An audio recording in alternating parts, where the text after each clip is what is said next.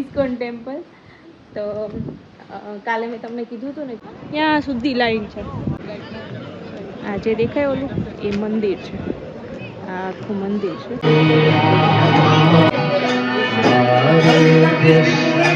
અને બહાર જીવી એટલી ટ્રાફિક છે.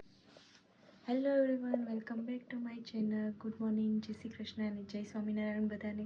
આજે છે જન્માષ્ટમી, તો બધાને જય શ્રી કૃષ્ણ અને હેપી જન્માષ્ટમી.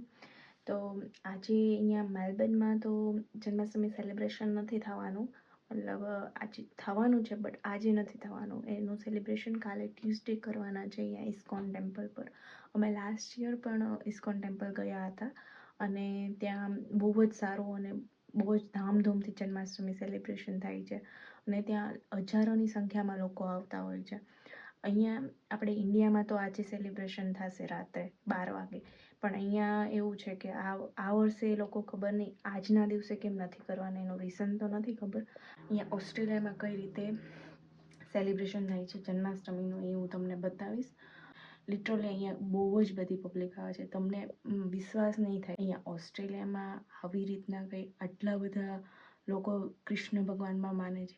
આપણે ઇન્ડિયામાં તો આપણો ઇન્ડિયાના હિન્દુનો ધર્મ છે, મતલબ હિન્દુ ધર્મ છે, આપણો ફેસ્ટિવલ છે, એટલે લોકો ત્યાં તો સેલિબ્રેશન કરે ઓફકોર્સ.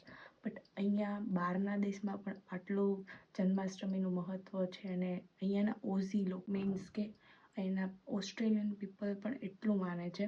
તો હું તમને ત્યાં જઈને કાલે બતાવીશ કેટલા હજારોની સંખ્યામાં લોકો આવે છે ત્યાં મંદિરે અને મતલબ સેવા પૂજા બધું કરતા હોય છે. કેમ કે હજારોની સંખ્યામાં એ લોકો બધાને જમાડતા હોય છે, એ દિવસે પ્રસાદી આપતા હોય છે. આપણે ઇન્ડિયામાં બી કોઈ બી જગ્યાએ ઇસ્કોન ટેમ્પલ છે જે ત્યાં એ લોકો સવાર બપોર સાંજ ત્રણેય જ ટાઈમ બધાને પ્રસાદી જમાડતા હોય છે. એ જ રીતે અહીંયા પણ આ લોકો સવાર બપોર સાંજ સ્ટુડન્ટ છે કે કોઈ બી વ્યક્તિ છે, જ્યારે ઇસ્કોન ટેમ્પલ તમે જાઓ Monday to Sunday every time તમને પ્રસાદી મળે જ ત્યાં. તો એ લોકો કૃષ્ણ જન્મોત્સવના દિવસે તો ઓબ્વિયસલી છે એ લોકો પ્રસાદી જમાડતા જ હોય છે. ઇસ્કોન ટેમ્પલ એટલું મોટું છે અને એ લોકો બહારની સાઈડ રેસિડેન્શિયલ એરિયા છે આખું કવર અપ કરી દે છે અને ત્યાં કેટલી બધી લાઈન લાગેલી હોય. હું તમને એ બધું જ બતાવીશ કેમ કે બહુ જ બધા લોકો આવે છે ત્યાં અને એટલી બધી ટ્રાફિક હોય ને કે તમારે વહેલા જ જવું પડે જો ભગવાનના દર્શન કરવા હોય ને, અધરવાઇઝ તમે દર્શન પણ ન કરી શકો, એટલી બધી લાઈન હોય. તો આ વિડીયો તમારે એન્ડ સુધી જોવું પડશે અને આપણે કાલે બધા ભેગા મળીને જન્માષ્ટમીનું સેલિબ્રેશન કરીશું અને મળીએ આપણે કાલે ઇસ્કોન ટેમ્પલ પર. ત્યાં સુધી મારા અને મારા ફેમિલી તરફથી બધાને જય શ્રી કૃષ્ણ અને હેપી જન્માષ્ટમી. કાલે મેં તમને કીધું હતું ને કે આજે અમે મંગળવારે ઇસ્કોન ટેમ્પલ જન્માષ્ટમી સેલિબ્રેશન કરવા માટે જવાના છીએ.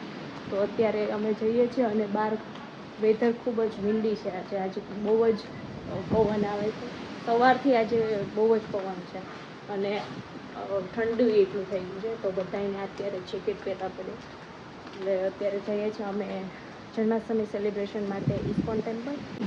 બહુ જ અંધારું છે બહાર, પણ બધા આવે છે રેડી થઈને.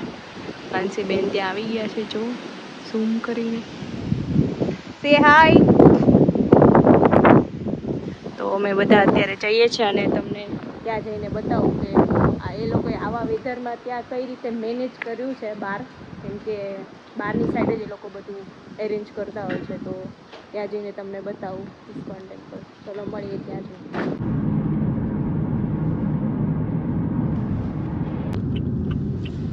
ચલો દેખાય સામે બીચ છે અને અહીંયા હવે પાર્કિંગમાં ગોતવાનું છે અમારે. આની આગળ તો હવે પાર્કિંગ ગોતીએ છીએ. તો અહીંયા અમે ગાડી પાર્ક કરી દીધી છે અને જઈએ છીએ ઇસ્કોન ટેમ્પલ. આ આખું વોક કરીને અહીંયા પાછળની સાઈડ છે આઈ થિંક. અમે વોક કરતા કરતા જઈએ છીએ મંદિર તરફ અને અમને આ ઘર જોવા મળ્યું. આપણે ઇન્ડિયામાં હોય ને આમ રજવાડી ઘર એવું જો ભૂતિયા ઘર જેવું દેખાય છે.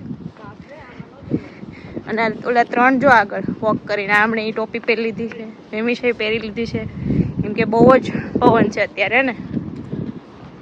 આમ ઉડી જાય એવું છે ને, 2-3 પથરા મૂક્યા છે. ખીચામાં 2-3 પત્ર મૂક્યા ને કે ખોટા ઉડી જાવ આપણે. અહીંયાથી તો આખું વોક કરીને આમ પાછળની સાઈડ જવાનું છે. અમે ગાડી પાછળ આમ આ સ્ટ્રીટમાં પાર્ક કરી છે.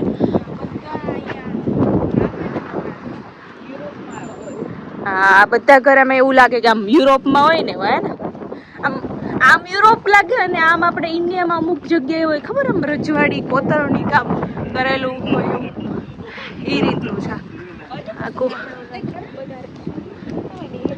આમ જો આમ ઝીણી ઝીણી કેવી કોતરણી કરેલી છે. ત્યાંથી આ વોક કરીને જઈએ. હવે જો આમ પહોંચવા જ આવ્યા છે.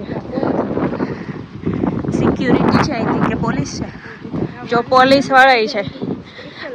હા, આ વાન છે ને એ સ્પેશિયલ છે કે લોકોને અહીંયાથી લઈ જાય સ્ટેશન સુધી અને સ્ટેશનથી અહીંયા લોકોને લાવે. તો આ વાન એના માટે લોકો એરેન્જ કરે. સ્પેશિયલ સ્પેશિયલ જન્માષ્ટમી સેલિબ્રેશન માટે જે લોકો એરેન્જ કરે છે. હવે જો અહીંયા અમે જઈએ છીએ. હા, લાસ્ટ યર અહીંયા બહાર જ હતું ને, એટલે લાઈન તો જો, લાઈન જોવો તમે, ત્યાં સુધી લાઈન છે.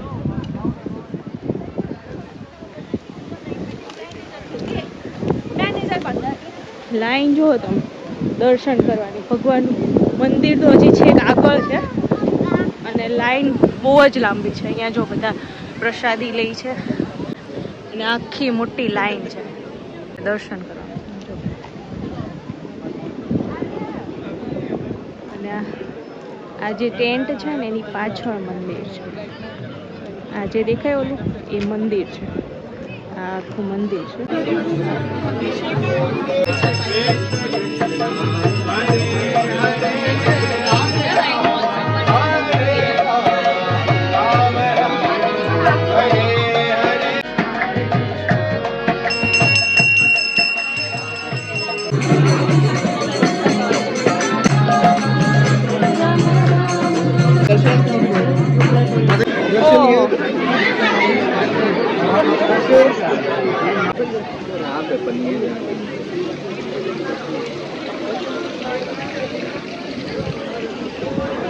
ટ્રાફિક જોવો છો, કેટલી બધા હરિભક્તો આવ્યા છે અહીંયા. અને અહીંયા પ્રસાદી બી લોકો જમે છે અને અંદર બધા દર્શન કરવા માટેની આ લાઈન છે. ઠંડી એટલી છે કે જો અહીંયા હીટરની બી વ્યવસ્થા કરી છે. આ મંદિરનું બહાર નીકળવાનું છે ને અહીંયાથી એન્ટર કરવાનું. લાઈન જો અંદર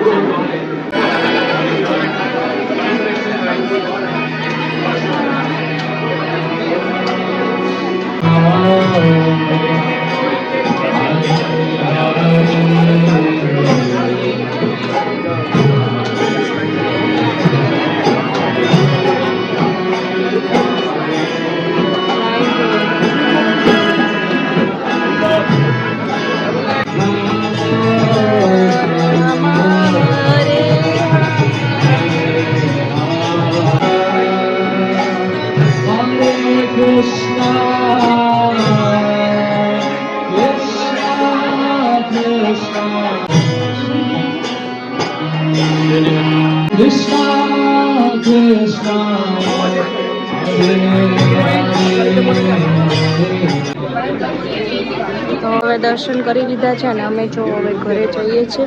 અને બહાર હજી એટલી ટ્રાફિક છે. હજી જો કેટલી ટ્રાફિક છે.